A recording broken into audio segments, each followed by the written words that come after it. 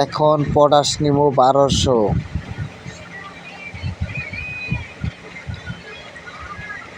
APL নিব এখন 1400 APL, 1400 APL. আজকে আপনাদেরকে দেখাবো জেল ওয়াশ মাল কিভাবে করে।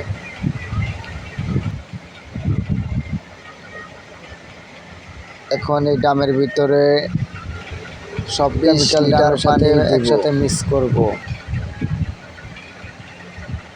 এখন 20 লিটার কেমিক্যাল মেশিনের ভিতরে দিয়ে দেব। এখন 40 পিস মাল মেশিনের ভিতরে দিয়ে দেব।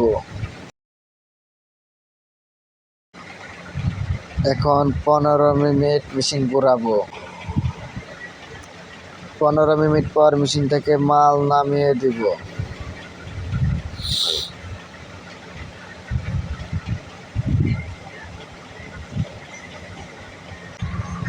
এখন অন্য মেশিনে মাল ঢুকিয়ে নিউট্রাল করব। এখন আমাদের মাল ওকে।